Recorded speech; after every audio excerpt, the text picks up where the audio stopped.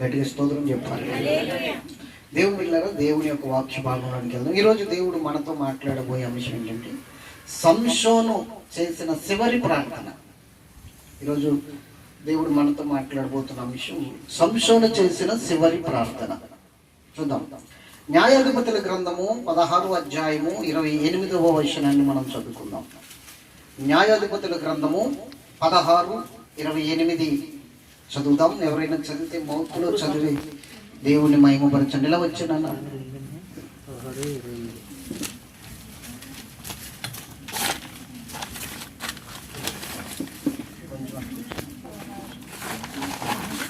Okay. 16:28. అప్పుడు సంసోను యెహోవా ప్రభువా దయచేసి నన్ను జ్ఞాపకము చేసుకునము దేవా దయచేసి ఈసారి మాత్రమే నన్ను బలపరచుము. చాలు. దేవా నీకు వందనాలు తండ్రి. నాతో మాతో అందరితో మాట్లాడండి. మమ్మల్ని జీవింపజేసి నీ కృపలో మమ్మల్ని బలపరిచి అభిషేకించి నీ నిత్య కృపలో మమ్మల్ని జ్ఞాపకం చేసుకుని ప్రతి పరిస్థితి ఆశీర్వాదకరంగా కట్టమని ప్రార్థన చేస్తున్నాను. అల్పులము బలహీనులము ఎన్నికలేనట్టు వాళ్ళము ప్రభువా, ఈ సమయాన్ని బట్టి నీ కృప కనికరమును బట్టి ఆశీర్వాదకరమైన రీతిలో మందరిని దర్శించండి. మీ మాట ద్వారా మమ్మల్ని పవిత్రపరచండి. నిస్ప్రయ దాసుని నేను అల్పుని ప్రభా, నిలబడడానికి కానీ ఇలా మాట్లాడడానికి కానీ అర్హత లేనట్టు వాడిని నన్ను బలపరచండి. మా అందరితో మాట్లాడండి. యేసు నామమున అడుగుచున్నాము తండ్రి. సంసోను గురించి తెలియని వారు కాదు మీరంతా. సంసోను చాలా గొప్ప అద్భుతమైన ఆత్మపూరుడు. ఆత్మ ద్వారా చాలా బలమైన కార్యాలు చేశాడు. దేవుని యొక్క సన్నిధిలో ఆత్మానుసారమైన శక్తితో నింపబడే వ్యక్తి. కానీ ఇక్కడ చూస్తే నన్ను ఒక్కసారి జ్ఞాపకం చేసుకో, మరొక్కసారి నన్ను బలపరచు చివరిగా అన్నట్లుగా ప్రార్థన చేస్తున్నాడు. అంటే జ్ఞాపకం చేసుకోమంటున్నాడు అంటే, బలపరచు అంటున్నాడు అంటే ఏదో జరిగింది అని అర్థం. దేవుడు ఇతన్ని విడిచిపెట్టేశాడు అని, దేవుడు ఇతన్ని మర్చిపోయాడు అని. అవునా కదా? దేవుడు ఇతన్ని మర్చిపోయాడనే కదా ఇప్పుడు అర్థం. అందుకనే నన్ను ఒక్కసారి జ్ఞాపకం చేసుకో, నన్ను బలపరచు అంటున్నాడంటే బలహీనుడైపోయాడని అర్థం. బలపరచు అన్నాడంటే బలహీనుడైపోయాడు అని అర్థము. దేవుడు ఇతన్ని మర్చిపోయాడు అని అర్థము. కానీ ఒక్క విషయాన్ని మనం జ్ఞాపకం చేసుకోవాలి. దేవుడు ఎప్పుడు కూడా మర్చిపోయేవాడు కాడు. సియోను అనుకుందట దేవుడు నన్ను మర్చిపోయాడు అని. అప్పుడు సియోనుతో దేవుడు ఏమన్నాడు తెలుసా? తల్లి తన బిడ్డనైనా, తన గర్భాన పుట్టిన బిడ్డనైనా మరుస్తుందేమో కానీ నేను నిన్ను మరువను ఎడవను అని చెప్పాడు ఆయన. మనం అనుకుంటాం దేవుడు నన్ను మర్చిపోయాడేమో అనుకుంటాం. కానీ మర్చిపోడు ఇప్పుడు కూడా ఆయన. మరి ఎందుకు ప్రార్థన చేస్తున్నాడు? నన్ను ఒక్కసారి జ్ఞాపకం చేసుకొని. అతనున్న సిచ్యువేషన్ అటువంటిది, అతను పడుతున్న శ్రమ అటువంటిది, అతను పడుతున్న బాధ కష్టం అటువంటిది. అందుకని ఇప్పుడు అతన్ని చూసిన పరిస్థితిని బట్టి అతను చేస్తున్న ప్రార్థన ఎలాంటి పరిస్థితుల్లో ఉన్నాడంటే, ఒక ఆత్మపూరుడు అభిషిక్తుడు నాజీరు చేయబడిన ఈ సంసోను ఎలాంటి పరిస్థితుల్లో ఉన్నాడో తెలుసా? 2 కళ్ళు పీకివేయబడ్డాయి. ఒక దాగోను గుడిలో, అన్యుని గుడిలో బంధించబడి ఉన్నాడు. సరిగ్గా తిండి పెట్టే పరిస్థితి కూడా లేదు. అందరూ వేలన చేస్తున్నారు ఆ సమయంలో. ఆ దాగోను గుడిలో ప్రతి ఒక్కరూ వేలన చేస్తున్నారు, అవమానపరుస్తున్నారు. మన సైన్యాన్ని చంపింది వీడేనా, తల ఇలా ఎదుముకునేది వీడేనా అన్నట్లుగా వేలన చేస్తూ అవమానపరుస్తూ దూషిస్తున్న సమయంలో వీడికి కళ్ళు లేవు, తడుముకుంటున్నాడు. సంసోనుకి కళ్ళు లేక తడుముకుంటున్న పరిస్థితి. అంత హీనమైన స్థితికి వస్తే దేవుడు మర్చిపోయారని అనుకుంటాం కదా.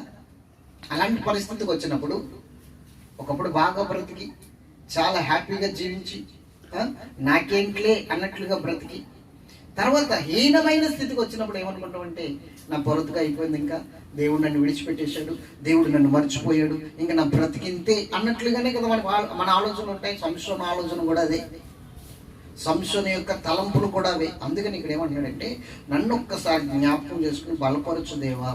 బలపరచు అన్నమాట ఓకే, ఒప్పుకోవచ్చు. ఎందుకంటే బలహీనం అయిపోతాం అప్పుడప్పుడు కూడా. బలపరచు అని ప్రార్థన చేయొచ్చు. కానీ జ్ఞాపకం చేసుకో అన్న మాట ఒకసారి ఆలోచన చేయండి. ఆయన మర్చిపోయే దేవుడు అంటే కాదే. ఆయన మర్చిపోయే దేవుడు కాదే. మరి ఏంటి ప్రార్థన ఉన్న స్థితి అంటే, మీరు జాగ్రత్తగా వినండి. మనం ఎప్పుడైతే అపవాదికి చోటిచ్చామో అప్పుడు మనం దేవుని ప్రణాళికను విడిచిపెట్టేస్తాం. దేవుని యొక్క ప్రణాళికను, దేవుని యొక్క ఆ ప్రత్యక్షతను మనం విడిచిపెట్టి మనం త్రోవ తప్పుకుంటాం. దేవుడు ఎప్పుడు కూడా మనకి ఇచ్చింది వెనక్కి తీసుకునే దేవుడు కాదు. దేవుడు ఎప్పుడు కూడా మనల్ని త్రోసివేసే దేవుడు కాదు. నా యుద్ధకు వచ్చేవారు నేను ఎంత మాత్రము త్రోసివేయను అన్నాడు. త్రోసివేసే దేవుడు కాదు, విడిచిపెట్టే దేవుడు కాదు, మర్చిపోయే దేవుడు కాదు.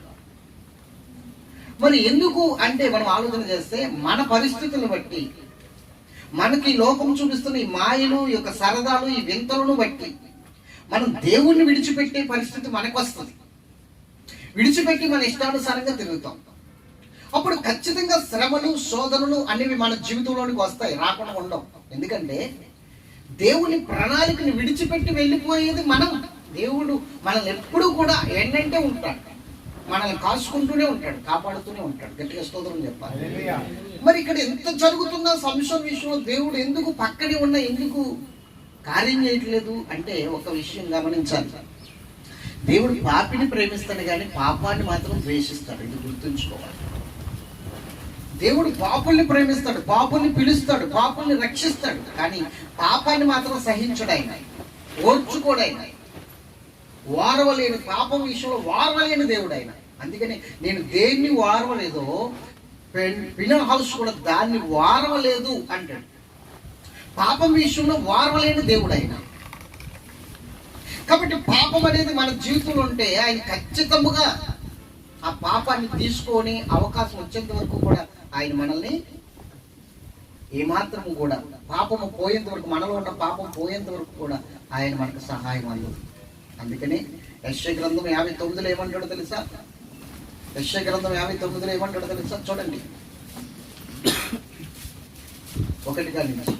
రక్షింపనేరకుండినట్లు యెహోవా హస్తము కూర్చకాలేదు, విననేరకుండినట్లు ఆయన చెవులు మందము కాలేదు. అర్థం చేసుకోవాల్సింది ఏంటంటే, ఆయన దూరంగా లేడు, నిన్ను మర్చిపోలేదు, పక్కనే ఉన్నాడు. నిన్ను బట్టి బాధపడుతూ ఉన్నాడు, కన్నీరు కాలుస్తూ ఉన్నాడు. అయ్యో నా కుమారుడా, ఒక్కసారి ఆ పాపం గురించి ప్రార్థన చేయి, పశ్చాత్తాప ప్రార్థన చేయి, నేను నిన్ను బలపరుస్తాను, నిన్ను కాపాడుతాను, నిన్ను నేను రక్షిస్తాను అన్నట్లుగా నీ పక్కనే ఉండి ఆయన నిన్ను జ్ఞాపకం చేసుకుంటావేమో అని, మరలా దేవుని వైపు తిరుగుతావేమో అని పక్కనుండే కన్నీరు కారుస్తూ నీ వైపు చూస్తున్నాడు. సంశోనికి పక్కనే ఉన్నాడు ఆయన. ఒక్కసారి నా వైపు తిరుగుతాడేమో, పాపాన్ని విడిచిపెడతాడేమో, నేను బలపరుద్దాం అన్నట్లుగా పక్కనే ఉన్నాడు ఆయన. కానీ సంశోను ఎన్నో విధాలుగా భ్రష్టుడైపోయినప్పటికీ దేవుని జ్ఞాపకం చేసుకునే స్థితి లేదు. ఈరోజు మన జీవితంలో కూడా చాలా దేవుని ప్రణాళికను తప్పుకుపోయి, దేవుని యొక్క ఉద్దేశాన్ని తప్పుకుపోయి, ఆయన సంకల్పాన్ని విడిచిపెట్టి మన ఇష్టానుసారంగా బ్రతుకుతున్నప్పుడు దేవుడు మన పక్కనే ఉండి ఎన్నో అవకాశాలు ఇస్తాడు. సరి చేసుకునే అవకాశాలు ఇస్తాడు, సరిదిద్దుకునే అవకాశాలు ఇస్తాడు. సంఘాలు ఎందుకు, దైవజనులు ఎందుకు, దైవ వాక్ ఎందుకు, దేవోక్తి ఎందుకు? నువ్వు సరవడం కోసమే, దేవోక్తి నీవు సరవడం కోసమే. దైవజనుడు ద్వారా దేవుడు మాట్లాడుతున్నప్పుడు నువ్వు తెలుసుకుని నీ అజ్ఞానాన్ని విడిచిపెట్టి జ్ఞానానుసారమైన నడుపుదలతో దేవుని వైపు తిరిగినప్పుడు, అయ్యా నిజమే నేను ఈ పాపంలో ఉన్నానయ్యా, నీ ప్రణాళికను తప్పుకున్నానయ్యా, నా పట్ల నీకున్న ప్రణాళికను నేను తప్పుకున్నాను, నా పట్ల నీకున్న ఉద్దేశాన్ని నేను గ్రహించలేకపోయాను, నా పట్ల నీకున్న సంకల్పాన్ని విడిచిపెట్టి తిరుగుతున్నానయ్యా, నన్ను క్షమించు దేవా అని నువ్వు ప్రార్థిస్తావేమో. నేను పాపం చేశాను ప్రభా అని ఒప్పుకుంటావేమో. ఆ పాపము ఒప్పుకున్నప్పుడు ఖచ్చితంగా నేను కరుణించడానికి సిద్ధంగా ఉన్నాడు. నీలో పాపం ఉన్నంత వరకు ఆయన పక్కనే ఉంటాడు, కానీ రక్షించడానికి ఆయన హస్తం కురసైపోతుంది. పక్కనే ఉంటాడు కానీ రక్షించడు. ఎందుకంటే నువ్వు పాపం ఉంది, నువ్వు ప్రార్థన చేస్తావు కానీ పాపాలను ఒప్పుకోకుండా ప్రార్థన చేస్తున్నావు కాబట్టి, నీ అతిక్రమను ఒప్పుకోకుండా ప్రార్థన చేస్తున్నావు కాబట్టి ఆ ప్రార్థనకి ఆయన చెవులు మందమైపోతున్నాయి. ఆయన అంటున్నాడు అక్కడ, విననేరకి వెళ్ళినట్లు నా హస్తం, చెవులు మందము కాదు, రక్షింపనేరకు వెళ్ళినట్లు నా హస్తము కురచ కాదు. మరి పక్క నుండి కురచ కానప్పుడు ఎందుకు రక్షించట్లేదు? అక్కడ అంటాడు, నీ పాపము నీకును నాకును అడ్డుగా వచ్చింది. ఎలా రక్షించగలదు? నీ పాపం ఎలా కనబడుతుందో తెలుసా? అడ్డుగా ఉంది. ఆ పాపం ఉన్నంత వరకు నేను నీ దగ్గరికి రాను.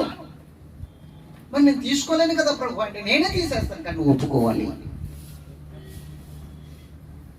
ఆ పాపాన్ని నేను తీసుకోలేను, నువ్వు తీసుకోలేవు, ఎవరు తీసుకోలేరు. మరి ఆ పాపాన్ని ఎలాగ ప్రభు అంటే నువ్వు ఒప్పుకో చాలు, ఆయన చూసుకుంటాడు. నువ్వు ఒప్పుకోగలిగితే ఆయన చూసుకుంటాడు. నువ్వు ఒప్పుకోవాలంతే, ఆయన పక్కనే ఉంటాడు. నీ పరిస్థితి అంతా గమనిస్తాడు, కన్నీరు కారుస్తాడు. నువ్వు పడిపోతున్న పరిస్థితిని బట్టి, నువ్వు తొలగిపోతున్న పరిస్థితిని బట్టి, నువ్వు నాశనం అయిపోతున్న సందర్భాన్ని బట్టి, నువ్వు దారి తప్పిపోయిన పరిస్థితిని బట్టి ఆయన కన్నీరు కారుస్తూనే ఉంటాడు. ఇర్మీయా గ్రంథంలో ఉంటుంది ఆ మాట. చూద్దాం, చూడండి. ఇర్మీయా గ్రంథము. ఆయన ఎంతగా ఏడుస్తున్నాడో ఇర్మీయా గ్రంథంలో మీకు నేను చెప్పాలని ఇష్టపడుతున్నాను. ఒక మాట గురించి నేను వాక్యాన్ని ముందుకు తీసుకుని వెళ్తాను. దేవునికి మహిమ కలుగును గాక. 13వ అధ్యాయము 17వ వచనం. ఇర్మీయా గ్రంథము 13:17. అయినను మీరు ఆ మాట విననొల్లని ఎడల నా మాట విననందున మీ గర్వమును బట్టి నేను చాటున ఏడ్చుదును. ఏం చేస్తున్నాడు ఇప్పుడు ఆయన? మీరు నా మాట విననందున మీ గర్వమును బట్టి, మీ అహంకారాన్ని బట్టి, మీ యొక్క మూర్ఖత్వాన్ని బట్టి నేను చాటును ఏడుస్తున్నాను. నేను చాటును ఏడుస్తున్నాడు ఆయన. మన పక్కనే ఉండి కన్నీరు కారుస్తున్నాడు ఆయన. అయ్యో, నా కుమారుడు భ్రష్టుడుగా మారిపోతున్నాడే, లోకంలో పడిపోతున్నాడే, లోక సంబంధమైన వాటికి చోటిస్తున్నాడే, లోక సంబంధమైన వాటిని బట్టి అతడు తన ముందుగా మార్గాన్ని ఏర్పరచుకుని వెళ్ళిపోతున్నాడే నాశనానికి. మార్గం ఎక్కడికి ఏర్పరచుకున్నాడు? నాశనానికి.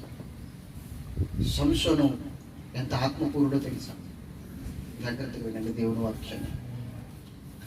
ఒక వృద్ధ దంపతులకి దేవుడు కృప చూపించి గర్భఫలం దయచేశాడు. ఫిలిష్తీయులు అప్పుడు ఇజ్రాయేల్ ప్రజలను చాలా హింస పెడుతున్నాడు. ఆ హింస గురించి ఫిలిష్తీయుల చేతిలో నుండి విడిపించుకొని ఇజ్రాయేల్ ప్రజలు మొరపెడితే, ఇజ్రాయేల్ ప్రజలకు ఒక రక్షకుడిని ఇవ్వడం కోసం దేవుడు ఒక వృద్ధ దంపతులని అభిషేకించి వారి గర్భంలో సంసోన్ని ప్రతిష్ఠించాడు. తల్లి గర్భంలో ఉండగానే సంసోను నాజీరు చేయబడిన వ్యక్తి. తల్లితోటి తండ్రితోటి చెప్పాడు, ఆ బిడ్డ గర్భాన్ని పట్టినది మొదలుకొని మీరు మద్యం తాగకూడదు, మీరు చాలా పవిత్రంగా ఉండాలి. అంతేకాదు, బిడ్డ పుట్టినది మొదలుకొని చనిపోయేంత వరకు మంగళ కత్తి తన తల మీదకి రాకూడదు అని చెప్పాడు. నాజీరు చేయబడిన వాడు నాకు, ప్రతిష్ఠించబడిన వాడు నాకు అని దేవుడు చెప్పాడు. ఆ ప్రకారంగానే అతను పెంచారు. అయితే యవ్వన వయసు వచ్చిన తర్వాత చాలా మంది ఈ విషయంలో జాగ్రత్తగా ఉన్నారు. యవ్వన కాల పరిస్థితి ఎంత భయంకరమో చెప్తా. యవ్వన కాలం వచ్చిన తర్వాత సంసోను ఫిలిష్తీయుల అమ్మాయిని చూసి ప్రేమించాడు. ఎవరైతే దేవునికి శత్రువులో, ఎవరైతే ఇజ్రాయేల్ ప్రజల్ని హింసిస్తున్నారో వారిలో ఒక కుమార్తెని ప్రేమించాడు సంసోను. సంసోను ద్వారా ఎవరినైతే నాశనం చేయబోతున్నాడో వారిలో ఒక అమ్మాయిని ప్రేమించాడు. దేవుడి మనసు చాలా బాధపడుతుంది. ఆయన చాలా దుఃఖానికి గురైపోయాడు. ఇంటికి వచ్చాడు, నేను ఒక అమ్మాయిని ప్రేమించాను, ఆ అమ్మాయి తల్లిదండ్రులతో మాట్లాడండి అని చెప్పాడు. అది కాదురా నాన్న, తల్లిదండ్రులు నచ్చ చెప్పడానికి చూశారు, ఒప్పుకోలే. అప్పుడే పడింది బీజం. సంసోను నాశనానికి బీజం అక్కడ పడింది. ఫిలిష్తీ అమ్మాయిని చూసినప్పుడు పడింది బీజం. ఈరోజు యవనస్తులారా చెప్తున్నాను, ప్రేమలని అయ్యని ఇయ్యని చాలా మంది నాశనానికి వెళ్ళిపోతున్నారు. ప్రేమ ఏంటి? ప్రేమ బైబిల్కి విరోధం తెలుసా? ప్రేమ అన్నది బైబిల్కి విరోధం. సంసోను ప్రేమించి దేవుడి ప్రణాళికలోంచి తప్పిపోయి నాశనం అయిపోయాడు. దావీదు కావాలని ప్రేమించి చేసుకున్నాడు పెళ్లిని. మీకాల్ సౌలు కుమార్తె. ఆయన కాపురం చేసాడా? గొడ్రాలుగా బ్రతికన్నాళ్ళు కూడా సౌలు కుమార్తె. అంతేకాదు, ఆమె ఇంకొకరికి ఇవ్వబడింది. మళ్ళీ యాకోబు ప్రేమించి పెళ్లి చేసుకున్నాడు రాహేల్. సుఖపడ్డా? లేదు. మధ్యలోనే ఆమె చనిపోయింది.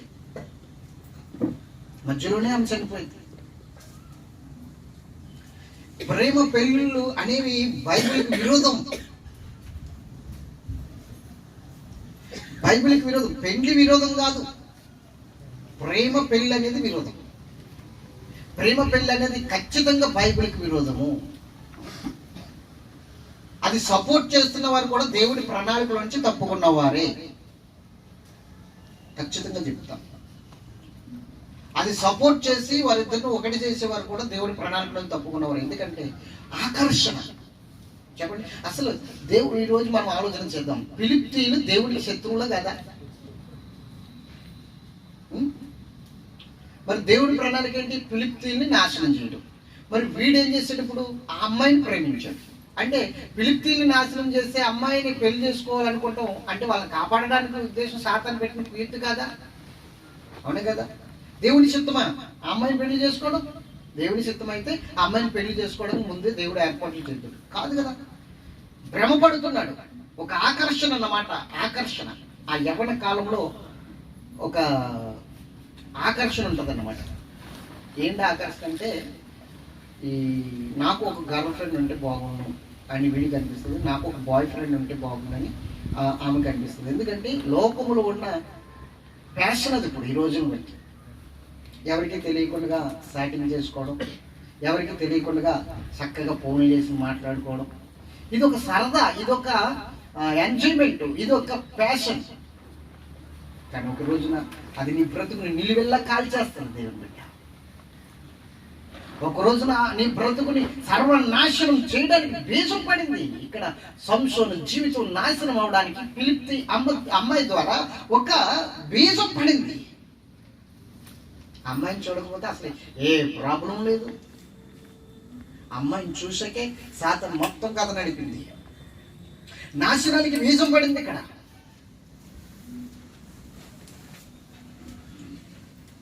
ప్రేమలు, పెళ్ళిళ్ళు దేవుని యొక్క సంకల్పంలో లేవు. ఒకటి పరిశుద్ధ వివాహం ఆయన సంకల్పంలో ఉన్నది. అది కూడా ఎలా తెలుసా? ఇతడు నా భాగస్వామిగా, అంటే జీవిత భాగస్వామిగా రావడానికి దేవుడి చిత్తమా కాదా అని నువ్వు పరీక్షించి తెలుసుకోవాలి. చూసిన వెంటనే ప్రేమ పుట్టేసిందా? లవ్ ఏమంటారు దాన్ని? ఫస్ట్ సైటా? ఫస్ట్ సైట్ ఏదో అంటారు దాన్ని. చూసిన వెంటనే లవ్ పుట్టేస్తే ఏమంటారు దాన్ని?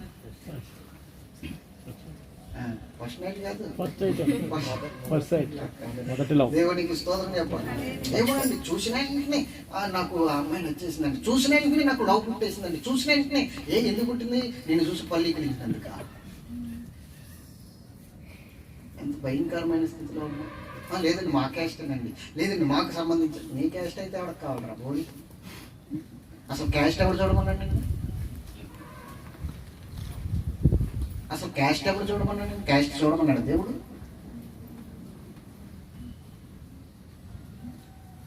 అబ్బో, ఎంత ప్రమాదకరమైన స్థితిలో ఉన్నామో ఒకసారి ఆలోచించి. నువ్వు క్యాస్ట్ని చూసి మరి లవ్ చేస్తావా?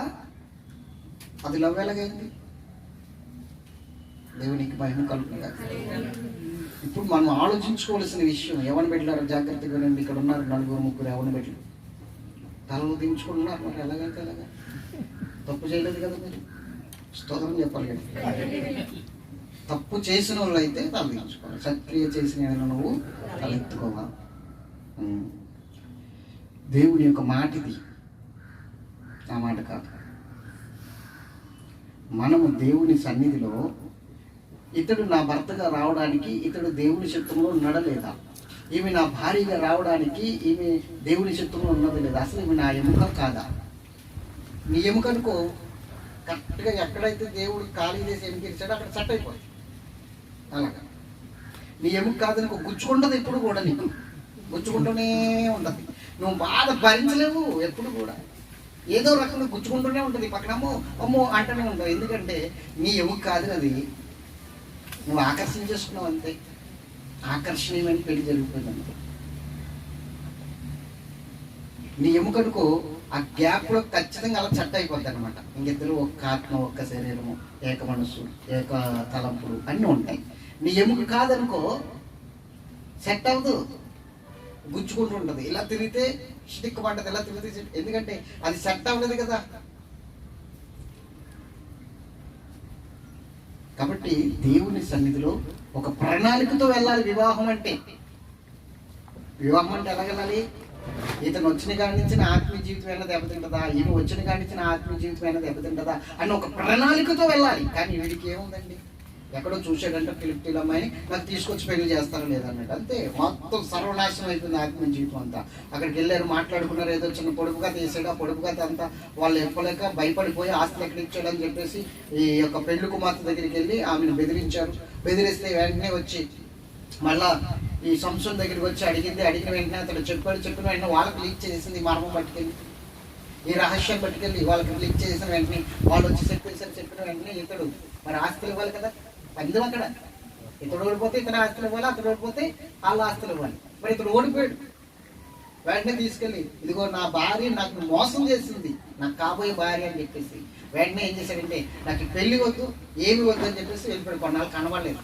సరే ఇంకా రాడేమో అని చెప్పేసి ఈ పిల్ల తండ్రి పెళ్లి కూతురిని అమ్మాయిని ఎన్నాళ్ళు ఇంట్లో పెట్టుకుంటాడు. సరే అని చెప్పేసి వాడి స్నేహితుడికి ఇచ్చి పెళ్లి చేసాడు. గట్టిగా స్తోత్రం చెప్పాలి. ఇంకో పొరుగు వాడికి ఇచ్చి పెళ్లి చేసాడు. పెళ్లి చేసేసిన తర్వాత వీడు వచ్చింది మళ్ళా నా అమ్మాయి నా పిల్ల నాకు కావాలి. చూడండి సాధారణ కుయుక్తులు ఎలా పని చేస్తాయి. అదే నువ్వు రావనుకుని వాళ్ళ నోడికి ఇచ్చి చేసేసానయ్యా, కావాలంటే ఇంకొక అమ్మాయిని ఇస్తాను, నాకు కుదరదు, ఆ అమ్మాయి కావాలి. పెళ్ళి అయిపోయి ఎలా అవుతుంది, పెళ్ళి అయిపోయి ఎలా అవుతుంది, నాకు ఆ అమ్మాయి కావాలి. సరే అయితే ఇంకా అమ్మాయిని ఇవ్వలేదన్న కోపంతో మొత్తం అటు ఇటు తిరిగి 300 నక్కలు నట్టుకున్నట్టు. 1, 2 కాదు, 300 నక్కలు. ఈ 300 నక్కల్ని పట్టుకొచ్చి ఒక నక్కకి ఒక నక్కకి తోకను తీసుకొచ్చి ముడి పెట్టి దానికి ఒక కాగడ పెట్టి ఈ ఫిలిప్తీయుల సైడ్లోకి వదిలేసి మొత్తం 150 జతలు నక్కల తోక ముడి పెట్టి కాగడ అంటించి, ఇది కాగడ అండి, ఈ తోక తీసుకొచ్చి కాగడ కట్టేసాడు. ఇది ఇలా లాక్కెళ్ళి మొత్తం మీద పంట అంతా సర్వనాశనం చేసి ఈ 300 నక్కలు కూడా ఫిలిప్తీయులు ఒళ్ళును గోలెట్టి సంసోను దీనికి కారణం అని చెప్పేసి సంసోను పట్టుకోవడానికి కుయుక్తులు పొందుతున్నారు. ఈ ఇతని భార్యకి పెళ్ళి అవ్వాల్సిన ఏమి ఇంకొకటి ఇచ్చేసారు కదా, ఆ భార్య భరించలేక ఒక వేశ్యను ఆశ్రయించాడు. ఆ వేశ్య పేరు దెలీలా. వేశ్య దగ్గరికి చూడండి, వీడు చేసిన చిన్న పొరపాటు వల్ల ఆ ఫిలిప్తీయుల అమ్మాయిని చూడటం వల్ల వీడి నడవడికి ఎంత దారుణంగా తయారైంది ఒకసారి ఆలోచన చేయండి. ఎంత భయంకరంగా తయారైంది ఒకసారి ఆలోచన చేయండి. ఈ సంశోధన చేసిన చిన్న తప్పు జీవితాన్ని నాశనం చేస్తుంది. పెండ్లంటే ఇంటికి చేసుకునే అలంకరణ కాదు, ఇంటికి వేసుకునే పునాది లాంటిది. పెండ్లంటే ఏంటనుకున్నారు, ఇంటికి చేసుకునే అలంకరణ అనుకున్నారా? ఎవరిని ఇద్దరు చూసి ముడిపెట్టేయడానికి 10 మందిని చూసిన తర్వాత అందులో 2-3 సెలెక్ట్ చేసుకుని అందులో మళ్ళీ లక్కీ డ్రా తీసి ఇంకొకరిని సెలెక్ట్ చేసుకుని మళ్ళీ కట్టి పెట్టేయడానికి. పెళ్ళి అంటే ఏమనుకున్నారు, ఇంటికి చేసుకునే డెకరేషన్ కాదు, కొత్త బట్టలు కాదు, ఒంటికి చేసుకునే డెకరేషన్ కాదు, ఇంటికి వేసుకునే పునాది. పెళ్లి అనే బంధము పునాది లాంటిది, జీవితానికి సంబంధించినది.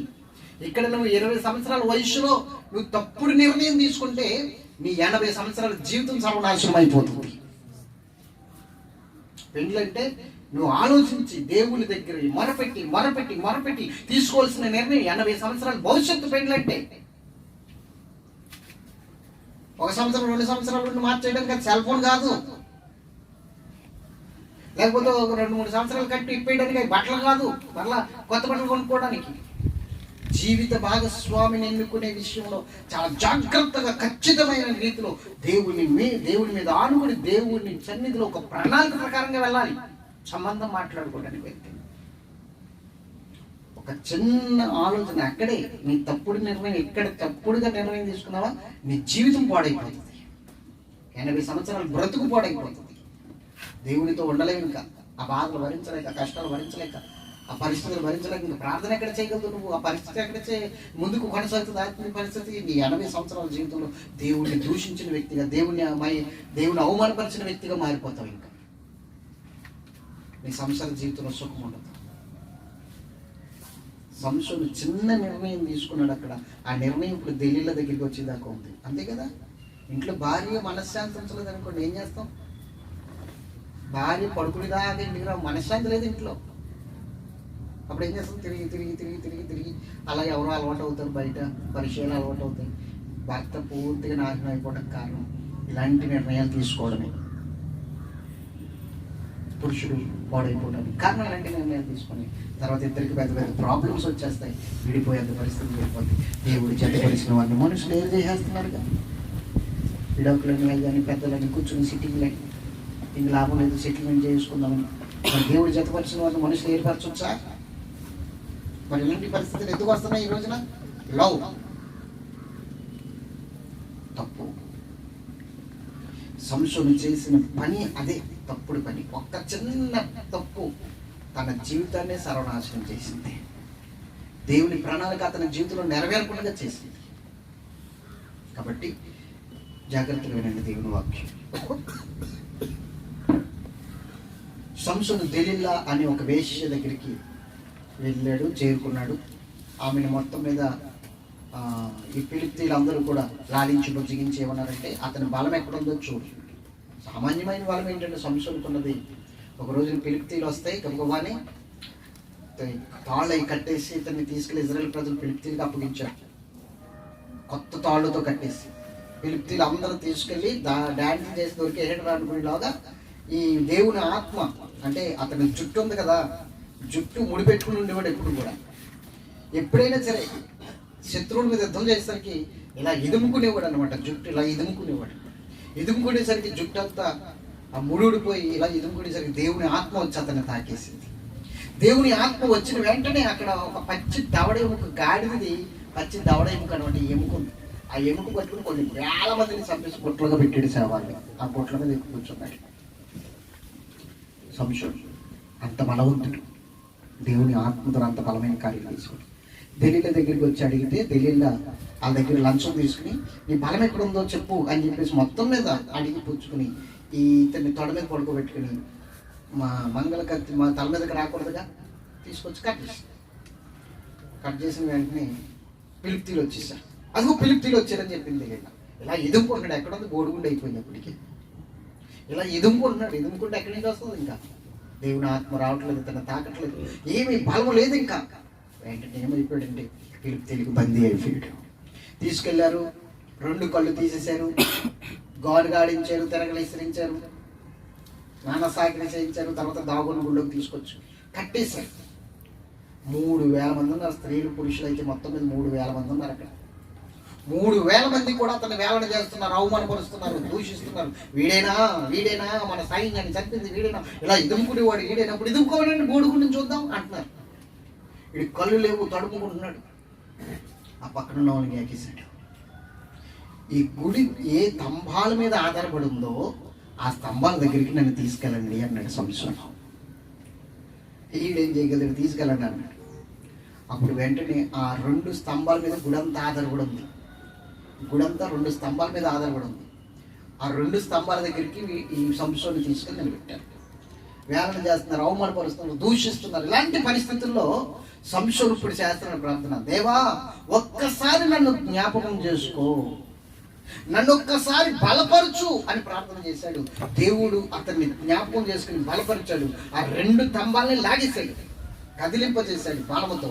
ఆ 2 స్తంభాలని, గుడి ఏ స్తంభాల మీద అయితే ఆధారపడిందో ఆ స్తంభాలని లాగి పడేశాడు. గుడి అంతా కూలిపోయింది. ఆ 3,000 మంది ఇతను కూడా చనిపోయారు చెప్పటి టైంలో. ఇప్పుడు నేను అంటున్నాను, దేవుడు మనల్ని ఎప్పుడు విడిచిపెట్టే దేవుడు కాదు, మనల్ని త్రోసివేసే దేవుడు కాదు, మనతోనే ఉన్నాడు.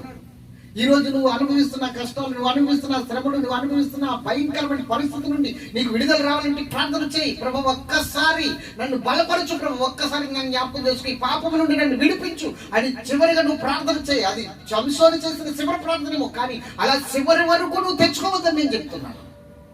అంత ప్రమాదం వచ్చేంత వరకు కూడా, అంత భయంకరమైన పరిస్థితి వచ్చేంత వరకు కూడా, ఇంకా చివరి టైం వచ్చేంత వరకు కూడా కాదు. నువ్వు చేయవలసిన పని, నువ్వు చేయవలసిన ప్రార్థన చివరి టైంలో కాదు. సంసోను జ్ఞానం లేక చివరి టైంలో చేశాడు ఆ ప్రార్థన. ఇదే ప్రార్థన కనుక అతడు కళ్ళు తీస్తున్నప్పుడు చేయగలిగితే, ఇదే ప్రార్థన కనుక సంసోను ఆ యొక్క దెలీలా దగ్గర ఉన్నప్పుడు ఫిలిష్తీయులు పట్టుకోవడానికి వచ్చినప్పుడు, అయ్యో నేను తప్పు చేశాను ప్రభు ఒక్కసారి జ్ఞాపకం చేసుకొని అప్పుడు ప్రార్థన చేయగలిగితే మనోడు సేవకుడు. దేవుని యొక్క ప్రణాళిక ఇతని పట్ల ఇంకొక రకంగా ఉంటుంది.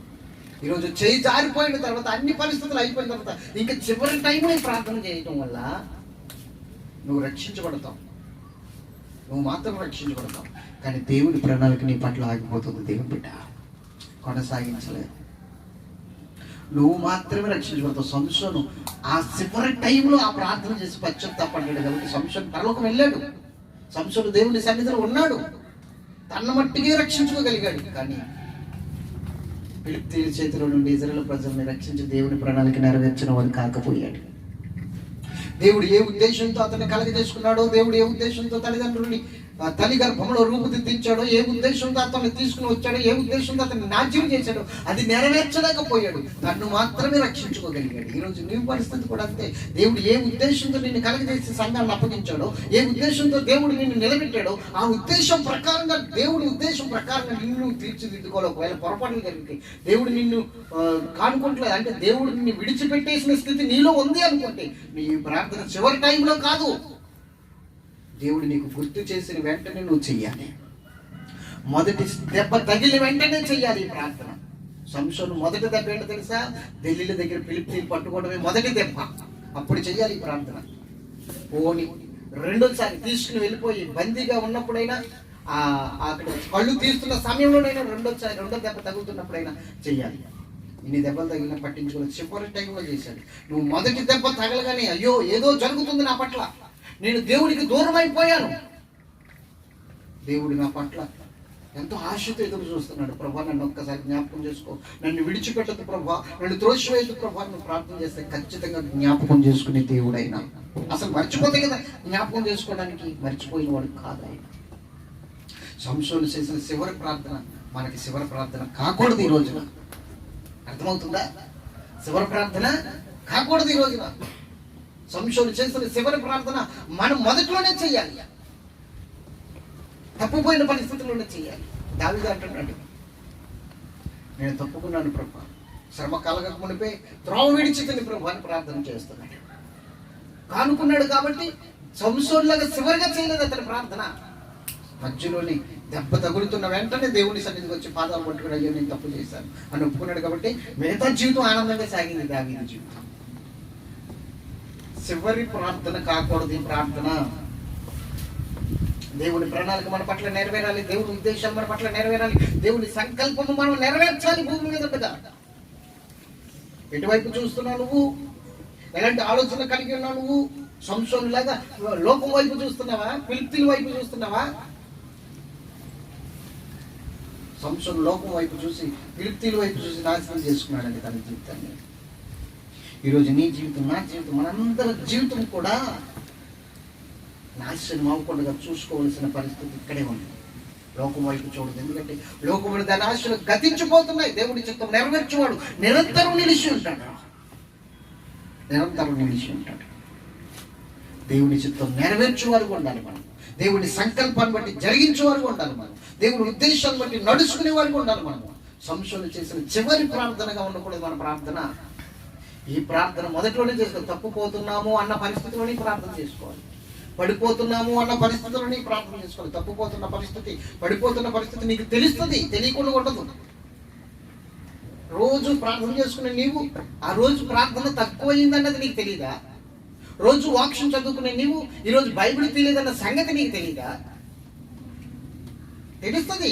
నీలో ఉన్న ఆత్మీయ వెలుగుతుంటే నీకు తెలుస్తుంది. కానీ మొండికెత్తేస్తున్నారు కొంతమంది, హృదయాన్ని కఠినపరుచుకుంటున్నారు కొంతమంది.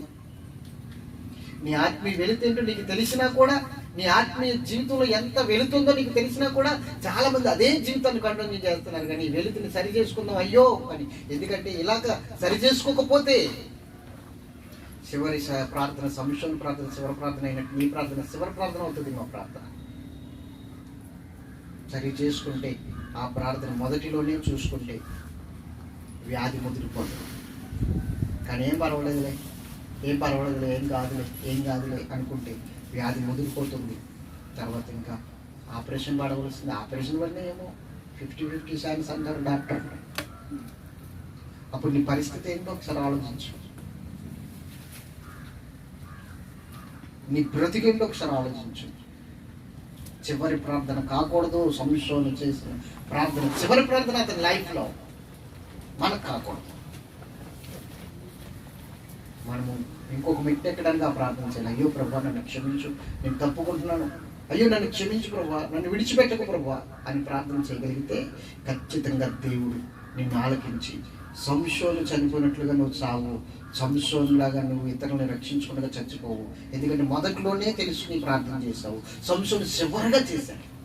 నువ్వు మొదట్లో చేయాలి ప్రార్థన. మొదట్లో అంటే నువ్వు పడిపోతున్న స్థితి నీకు అర్థమవుతుంది కాబట్టి, ఎక్కడ కోల్పోతున్నావు నీకు అర్థమవుతుంది కాబట్టి, సంఘం ఎక్కడ బలహీనం అవుతుందో దైవజనుడు అయితే, విశ్వాసం అయితే నేను ఎక్కడ బలహీనం అవుతున్నాను, ఎక్కడ పడిపోతున్నాను అక్కడ చేయాలి ప్రార్థన.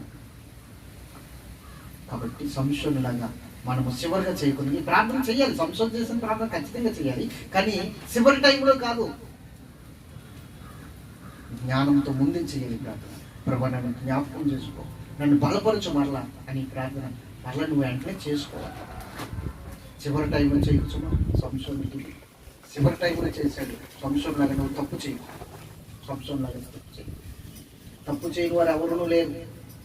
సంశోధన చేసిన తప్పులు చాలా మనలో ఉన్నాయి, ఉన్నాయి కదా, ఉన్నాయి లేవా? సంశోధన చేసిన తప్పులు మనలో ఉన్నాయి లేవా? కానీ సంశోధన చేసిన చివరి తప్పు ఏంటంటే ఆ ప్రార్థన చివరిగా చేయాలి, ముందు చేస్తుంటే బాగుండేది. కాబట్టి మనం కూడా అలాంటి తప్పులు చేసిన వాళ్ళమే. కాబట్టి మనం ఇప్పుడు ఏం చేయాలంటే ఆ చివరి వరకు వచ్చేంత వరకు ఆ ప్రార్థన మనం మరుగై ఉండకూడదు, మనం మొదట్లోనే ఆ ప్రార్థన చేసుకోవాలి. అందుకని దేవుడు మనకు ఒక పాఠం నేర్పడానికి సంశోధన ప్రార్థన మనకి ఇక్కడ పెట్టాడు.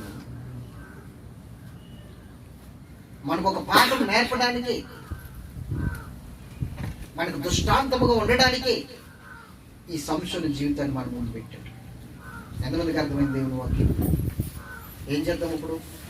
అబ్బాయి నేను పరిశుద్ధులని, నీతిమంతులని, నేను ఎక్కడ తప్పుకోలేదని అంటే మనం అనేక సందర్భాల్లో తప్పుపోతూనే ఉన్నాం.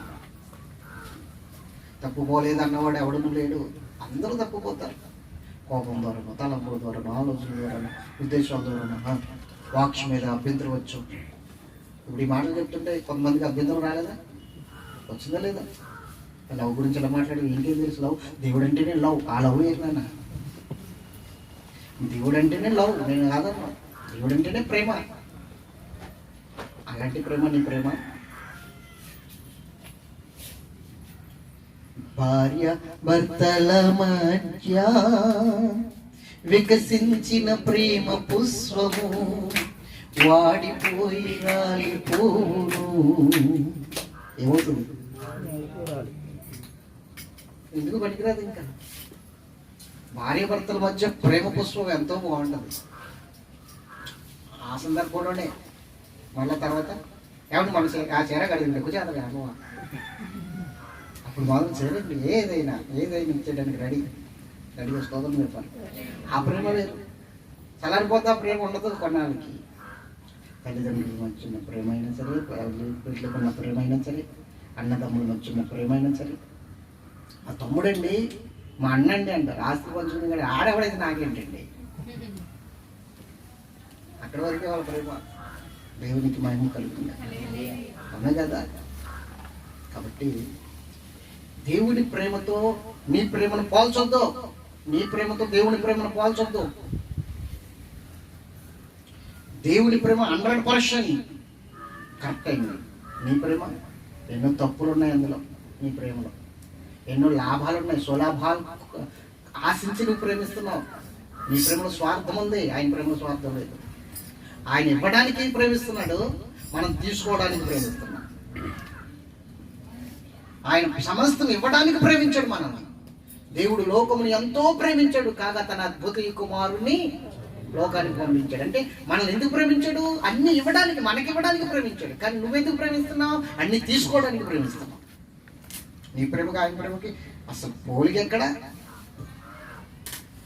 కాబట్టి వాక్యం మీద అభ్యంతరం ఉంటే ఎవరికైనా సరే అభ్యంతరాల్లో ఉన్నప్పుడు కూడా మనం తప్పిపోతాం. కాబట్టి ఇప్పుడైనా చేయాలి ప్రార్థన, సంశయం చేసిన ప్రార్థన, కరెక్ట్ ప్రార్థన సంశయం. కానీ కరెక్ట్ టైంలో చేయలేకపోయాడు.